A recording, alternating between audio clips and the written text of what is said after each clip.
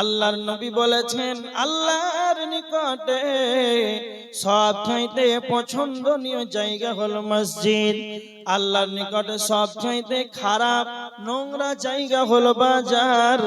আর জলসার দিন দেখেন ছেলে মেয়ে নারী পুরুষ যুবক যুবতী একে অপরে যেন ধাক্কা মারছে, তারপরে যদি তাকে দ্বিধা না লাগে, লজ্জা না লাগে, খারাপ না লাগে, তার মনটা যদি ভারাক্রান্ত না হয় যে আজকে কোরআনের মাহফিল চলবে, জলসা হবে, আর আমার মতন মুসলমানের ছেলে আব্দুর রহমান একে অপরে যেন মহিলাকে ধাক্কা দিবে, এত বড় খারাপ কাজ, জেনার মতো জঘন্য কাজ করার পরেও যদি তার মনটা মলিন না হয়, মনটা যদি খারাপ না করে, তাহলে বুঝে নেন এর ভিতরে যেন ঈমান নাই। কেননা আল্লাহর নবী বলেছেন মিশকাত শরীফের হাদিস, যখন মানুষ জিনা করে তার কাছে যেন ঈমান থাকে না। তো বাজারে একে একে ধাক্কা মারছে, কোরআন হাদিস শুনে একে ভালো লাগে না, তার মানে ওকে ভালো লাগে না, খারাপ লাগে না, নোংরা কাজ করছে, তার মানে ঈমান নাই। আর একটা হাদিস শুনে আল্লাহর নবী বলেছেন, আবু দাউদ শরীফের হাদিস 4918 নাম্বার হাদিস, আল্লাহর নবী বলেছেন আল মুমিনু মিরআতুল মুমিন, একজন ঈমানদার একজন মুমিনের জন্য আর একজন মুমিন যেন হবে আয়না স্বরূপ।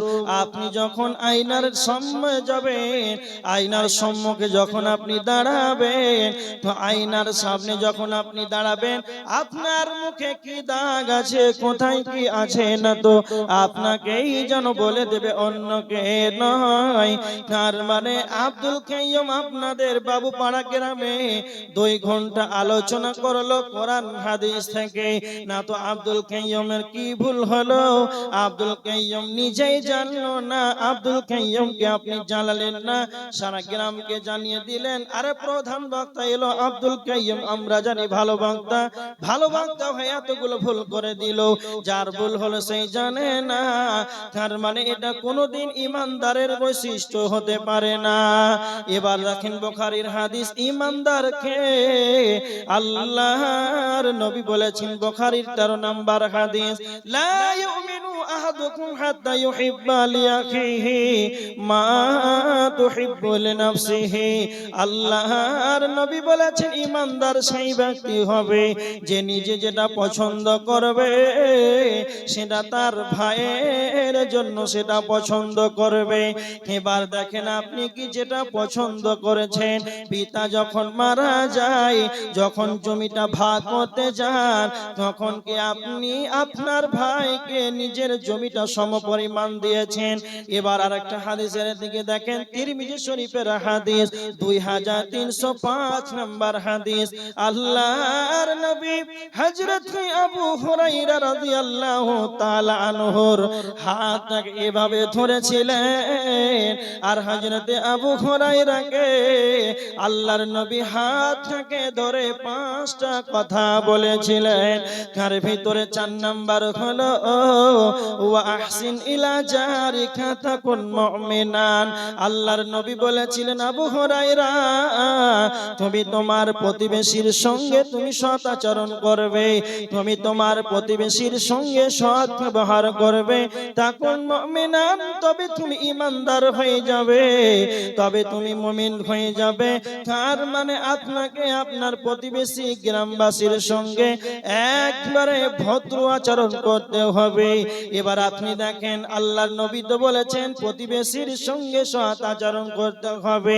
এবার আপনি যেই জায়গাতে বসবাস করছেন, যেখানে আপনার বাড়ি আছে, এবার আপনারা যারা মা বোনেরা আছেন খুব ভালো করে শুনে নেন, আপনি যেই জায়গাতে অবস্থান করেছেন, আপনার ডানে বামে যেইগুলো বসবাসকারী আছে, এরা কি আপনার চরিত্রে, এরা কি আপনার আখলাক ব্যবহারে, কথাতে, হাতের দ্বারাতে কি আপনার থেকে কি তারা নিরাপদ রয়েছে? কেন কেন কেন আল্লাহর নবী বলেছেন, মুসলিম শরীফের হাদিস, মুসলিম শরীফের 67 নাম্বার হাদিস, আল মুসলিমু মান সালিমাল মুসলিমুনা মিন লিসানিহি ওয়া ইয়াদিহি। প্রকৃতপক্ষে মুসলমান সেই ব্যক্তি হবে রে যার কথার দ্বারাতে অন্য মুসলমান যেন কষ্ট না পায়।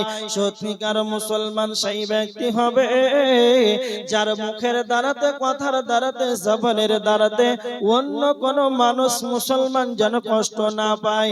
তার মানে যে মুসলমান হবে, যে ইমানদার হবে, তার থেকে হাতের দ্বারাতে, মুখ থেকে যেন মানুষ নিরাপদ থাকবে। আপনি যেই জায়গায় বসবাস করেন, আপনার গ্রামবাসী কি আপনার মসজিদের মুসাল্লি আপনার থেকে কি যেন মুখের দ্বারাতে কষ্ট পেয়েছে কিনা, এটা আপনি নিজেই চিন্তা ভাবনা করে নেন যে আমার চলাফেরাতে কি আমার যেন প্রতিবেশী কষ্ট পায়। তো নবীজি বলেছেন তুমি তোমার প্রতিবেশীর সঙ্গে সৎ আচরণ করবে। তিরমিজির হাদিস, আল্লাহ রাসূল বললেন, বুখারীর হাদিস, যে তুমি যেটা পছন্দ করবে তোমার ভাইয়ের জন্য পছন্দ করবে। তুমি তোমার প্রতিবেশীর সঙ্গে সৎ আচরণ করবে, তবে তুমি মুমিন হয়ে যাবে। হযরত আবু হুরায়রা রাদিয়াল্লাহু তাআলা আনহুকে আল্লাহ নবী 5 নাম্বার বললেন, আবু হুরায়রা ওয়াহিব্বা লিন-নাসি মা তুহিব্বু লিনাফসিহি। আবু হুরায়রা তুমি যেটা পছন্দ করবে তুমি অন্যদের জন্য সেটা পছন্দ করবে। তার মানে আপনি যেটা পছন্দ করবেন সেটা আপনি আপনার প্রতিবেশী হোক, যেখানে হোক, রাস্তাতে হোক, ট্রেনে হোক, বাসে হোক, যেই জায়গাতে হোক না কেন, নিজে যেটা পছন্দ করবেন অন্যদের জন্য সেটা পছন্দ করতে হবে। এই হাদিসগুলোকে যদি আমরা, নবীজির হাদিসগুলোকে যদি আমরা মেনে নিই, তাহলে আমাদের কোথাও যেন ঝামেলা হবে না, কোথাও যেন বিচ্ছেদ হবে না, গন্ডগোল হবে না। কেন কেন কেন আমরা জানি সব চাইতে কাছের আত্মীয়কে, সব চাইতে কাছের নিকট আত্মীয় কে না তো ভাই, সব চাইতে কাছের আত্মীয় ভাই। আর বর্তমান সমাজে এখন বর্তমান মানুষকে মানুষ নিজের ভাইকে ভাই যেন হত্যা করে দেয়, নিজের ভাইকে যেন রক্তাক্ত করে দেয়, নিজের ভাইকে যেন দুনিয়া থেকে বিদায় করে দেয়। কেন কেন নবীজি বলেছেন তুমি যেটা পছন্দ করবে তুমি তোমার ভাইয়ের জন্য সেটা তুমি পছন্দ করবে। তাহলে ভাইকে ভাই মেরে দেয় কেন, ভাইকে কেন মেরে দেয়? তুমি যেটা পছন্দ করেছো সেটা তোমার ভাইয়ের সমপরিমাণ তুমি করো নাই, এই কারণে যেন তোমাকে ভাই মেরেছে। তার মানে আমরা রাসূলের হাদিসগুলো যদি মেনে নিই, তাহলে কোথায় বিচ্ছেদ হবে না, মারামারি হবে না, রক্তাক্ত হবে না, রক্তপাত হবে না, মানুষ ভাইয়ে ভাইয়ে যেন বিচ্ছেদ হবে না। আমরা যদি হাদিসগুলো একটু মেনে নিই, তবে ভাই ভাই এগুলো ঝামেলা হবে না। বর্তমান নিকট আত্মীয় ভাই কাছে, এর চাইতে আর কে কাছে আছে?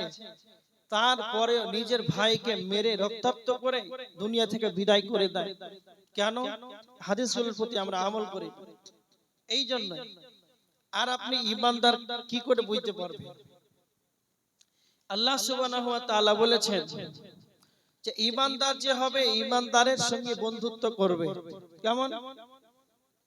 এর প্রমাণ সূরা আল ইমরান 28 নম্বর আয়াতের ভিতরে আল্লাহ বলেছেন, বিসমিল্লাহির রহমানির রহিম,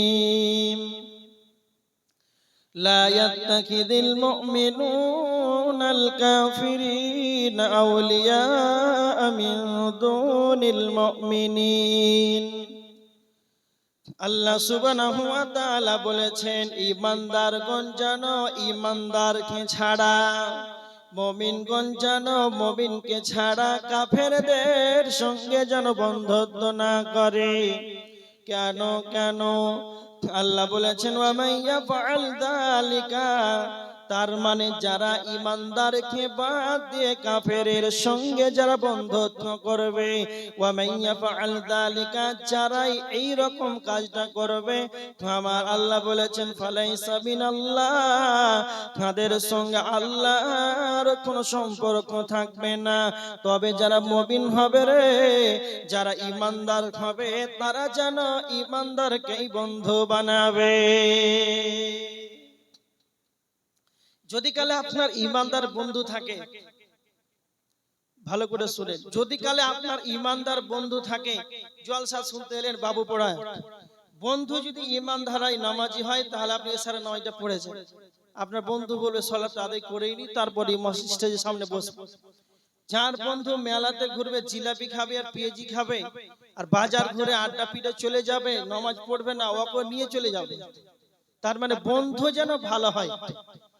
এবার দেখেন ইমানদার কে হবে, আল্লাহ সুবহানাহু ওয়া তাআলা কি বলেছেন সূরা তাহরিমের 6 নম্বর আয়াত, বিসমিল্লাহির রহমানির রহিম, ইয়া আইয়ুহাল্লাযীনা আমানু কু আনফুসাকুম ওয়া আহলিকুম নারা। আল্লাহ সুবহানাহু ওয়া তাআলা বলেছেন, হে মুমিন সকল, হে ঈমানদারগণ, তুমি নিজে জাহান্নাম থেকে বাঁচো এবং তুমি তোমার আহাল পরিবারকে জাহান্নাম থেকে বাঁচাও। ভালো করে শুনেন এই আয়াতটার তরজমা। আল্লাহ বলেছেন, হে মুমিন, তুমি নিজেই জাহান্নাম থেকে বাঁচো এবং তুমি তোমার আহাল পরিবারকে জাহান্নাম থেকে বাঁচাও। তার মানে মুমিনের গুণ হবে, মুমিনের বৈশিষ্ট্য হবে, সে নিজে জাহান্নাম থেকে নিজে বাঁচবে, তার ছেলে, তার মেয়ে, তার স্ত্রীকে, তার আহাল পরিবারকে যেন জাহান্নাম থেকে বাঁচাবে। এখন বর্তমান সময়ে দেখা যায় নিজে জাহান্নাম থেকে বাঁচে কিছু মানুষ, কিন্তু তার আহাল পরিবার, নিজের ছেলে মেয়েদের, এদের বেলায় যেন কোনো রকম মাথা বেদনা নাই। একজন হাজী সাহেব 50 বছর বয়স হয়ে গেল, আবার কিছু মসজিদের মুসাল্লি আছে 60 বছরের বার্ধক্যে উপনীত হয়েছে। রাত 2টার সময়, রাত 3টার সময়, রাত 2টার 3টার সময় কনকনে শীতের পানিতে যেন উজু করে, এত কষ্ট উজু করে যেন তাহাজ্জুদের সালাত আদায় করে। তাহাজ্জুদের সালাত আদায় করার পর যখন ফজরের আযান হয়ে যায়, তখন যেন ফজর সালাতের আগে যেন 2 রাকাত সুন্নাত আদায় করে। কেন আল্লাহর নবী বলেছেন, মুসলিম শরীফের হাদিস, ফজরের 2 রাকাত সুন্নাতের কতটা দাম রয়েছে, ফজরের 2 রাকাত সুন্নাতের মূল্য কতটা রয়েছে। আল্লাহর নবী বলেছেন, রাকাতুল ফজরি খায়রুম মিনাদ দুনিয়া ওয়া মা ফিহা। আসমানের নিচে জমিনের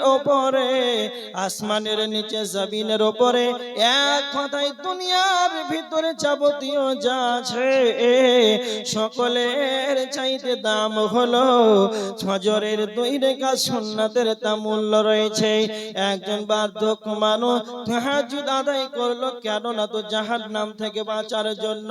ফজরের 2 রাকাত সুন্নাত আদায় করলে এত বড় আমল করলো, কেন না তো জাহান্নাম থেকে বাঁচার জন্য। তারপর ফজরের সালাত আদায় করে নিল, কেন না তো জাহান্নাম থেকে বাঁচার জন্য। আবার দেখেন, যখন ওই হাজী সাহেব, হাজী আব্দুল সাত্তার, আব্দুর রহমান এতগুলো রাত জেগে ইবাদত করলো নিজে জাহান্নাম থেকে বাঁচার জন্য, যখন সে বাড়ি চলে যায়, তার বাড়িতে 14 বছরের, 20 বছরের, 44 বছর, 14 বছর, 28 বছর, 30 বছর, 25 বছর, 24 বছরের যেন যুবক যুবতী ছেলে মেয়ে, সখিনা, জরিনা, রুবিনা, ফাতেমা, আব্দুর রহমান, জরিল যেন সে বিছানায় শুয়ে রয়েছে। কিন্তু হাজী সাহেব একবার মুখ খুলে বলল না, বেটা আব্দুর রহমান, আব্দুল্লাহ, ওঠ বেটা, সালাত আদায় কর। সে নিজে জাহান্নাম থেকে বাঁচলো, ইবাদত করলো, কিন্তু তার আহাল পরিবারকে যেন একবারও বলল না। তো এটা কোনোদিন মুমিনের বৈশিষ্ট্য হতে পারে না, এটা কোনোদিন মুমিনের আলামত হতে পারে না। নিজে জাহান্নাম থেকে বাঁচবে আর আহাল পরিবারকে জাহান্নামের দিকে ঠেলে দেবে, এটা কোনোদিন মুমিনের আলামত হতে পারে পারে না। এবার দেখেন আল্লাহর নবী বলেছেন চালা কুল্লুকুম রাইন ওয়া কুল্লুকুম মাসউলুন আন রাইয়াতিহি। আল্লাহর নবী বলেছেন বুখারীর হাদিস, প্রত্যেকেই হলো নিজ নিজ দায়িত্বশীল। কাল কিয়ামতের ময়দানে আপন আপন দায়িত্ব সম্পর্কে কাল কিয়ামতের ময়দানে যেন জিজ্ঞাসিত করা হবে। তারপরে নবীজি বলেছেন আর রাজুলু রাইন ফি আহলিহি ওয়া হুয়া মাসউলুন আন রাইয়াতিহি। একজন পুরুষ তার পরিবারের জন্য অভিভাবক। আপনি হলেন, আপনার 5টা ছেলে আছে, আপনার 3টা মেয়ে আছে হলো 8 জন, আপনার একটা স্ত্রী রয়েছে হলো 9 জন। এই 9 জন আপনার অধীনস্থ রয়েছে।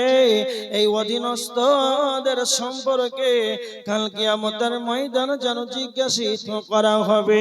আল্লাহর নবী বলেছেন তোমার যেইগুলো অধীনস্থ রয়েছে ছেলে মেয়ে, এরা যদি সালাত আদায় না করে তো আপনাকেই যেন কিয়ামতের ময়দানে পাকড়াও করা হবে। কেন আপনার ছেলে মেয়ে যেন সালাত আদায় করে নাই। তার মানে নিজে ইবাদত করলেন রাত জেগে জেগে, আর নিজের আহাল পরিবারকে একবার মুখ খুলে বললেন না। এটা কোনোদিন মুমিনের বৈশিষ্ট্য হতে পারে না। এটা কোনোদিন মুমিনের আলামত হতে পারে না। এবার দেখেন যতগুলো মা বোনেরা আছেন, আপনারা যারা আমার সম্মুখে বসে আছেন পুরুষ, নিজের ছেলে মেয়েদেরকে ফজরের সময় কে কে সালাতের জন্য জাগান? নিজের অন্তরকে প্রশ্ন করেন। এত কনকনে শীতের রাত্রিতে নিজে সালাত আদায় করলেন যারা করেন, আর নিজের ছেলেটা যে সালাত আদায় করলো না, নিজের স্ত্রী যে করলো না, উঠলো না সালাত আদায়, তখন তো আপনি একবারও জোরে কথা বলতে পারলেন না, উঠাতে পারলেন না। যে স্ত্রীটার জন্য, যেই বাচ্চার জন্য, ছেলে মেয়েদের জন্য মাথার ঘামকে চৈত মাসের রোদ্রের তাপে যেন মাথার ঘামকে এত কষ্ট করে পায়ে ফেলে যার জন্য ইনকাম করেছেন ছেলে মেয়েদেরকে খাবার তুলে দেওয়ার জন্য, যে স্ত্রীটার জন্য এত কষ্ট করলেন, কেন না তো আপনি তাদেরকে যেন ভালোবাসেন। আপনার স্ত্রীকে আপনি এতটাই ভালোবাসেন যেন স্ত্রীর মাথায় ব্যথা হলে যেন আপনার ব্যথা হয়, ছেলের পেটে ব্যথা হলে যেন আপনার মনটা ভারাক্রান্ত হয়। কেন না তো তাদের সঙ্গে ভালোবাসার যেন বন্ধন রয়েছে।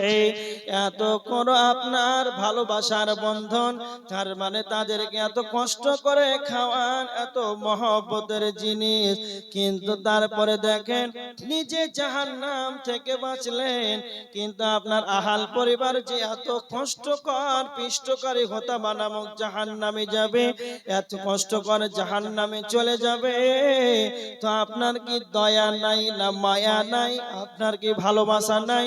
আমি জান্নাতে যাব আর আমার আহাল পরিবার যেন জাহান্নামে চলে যাবে, এটা কি আপনার অন্তরে প্রশ্ন করে? আপনার বিবেক নিয়ে আপনাকে বলে তার মানে নিজের আহাল পরিবারকে এইটা মায়া নয়, এটা কোনো ভালোবাসা নয়। নিজের স্ত্রীকে ছেলে মেয়েদেরকে মুখে খাবার তুলে দেওয়া এতটা ভালোবাসা। সবচাইতে বড় প্রেমিক ভালোবাসা হলো নিজের আহাল পরিবারকে যেন সালাতের কথা বলবে, জাহান্নাম কে থেকে কি করে বাঁচবে, এটাই হলো তার আসল ভালোবাসা। যারা জালসা শুনতে এসেছেন, মা বোনেরা যারা আছেন, আজ থেকে নিয়ত করেন, আজকে জানলেন যে আপনি গার্জেন অভিভাবক, এরপরে যদি আপনার ছেলে মেয়ে সালাত আদায় না করে, আপনি যদি না করেন, তাহলে কিয়ামতের দিন আপনার অবস্থা কি হতে পারে? জলসা শুনলেন বাবু পড়াই, রাত 2টার সময় দান করলেন, সবই ঠিক আছে, ভালো কথা, তারপরে ফজর আজান 5টা, আর আপনার ঘুম ভাঙছে 7:30টায় 8টায়, ফজর গেল কোথায়? নামাজ তো দূরের কথা। এই রকম যদি আপনার অবস্থা হয়, আপনি নিজেই বলেন আপনার অবস্থা কি হতে পারে। এই জন্য জলসা শুনতে এসেছেন, ভালো কথা, আলহামদুলিল্লাহ, যাবেন, ফজর যেন কাজা না হয়। নিজের ছেলে মেয়ে যেন ফজর না ছুটে যায়, আপনি গার্জেন তাকে যতক্ষণ না উঠবে আপনি তাকে বলতে থাকুন। এইভাবে দায়িত্বশীল হন যেন কিয়ামতের দিন দায়িত্বের জবাব দিতে পারে। এবার দেখেন, ইমানদার যে হবে সে নিজের জাহান্নাম থেকে বাঁচবে, আহল পরিবারকে জাহান্নাম থেকে বাঁচাবে। আর কি, ইমানদার যে হবে সেই ব্যক্তি বেশি বেশি করে মরণকে স্মরণ করবে, মৌতটাকে নিয়ে টেনশন করবে, মৌতটাকে নিয়ে ভাববে যে আমার মরার পর কি হবে, এটা নিয়ে চিন্তা ভাবনা করবে।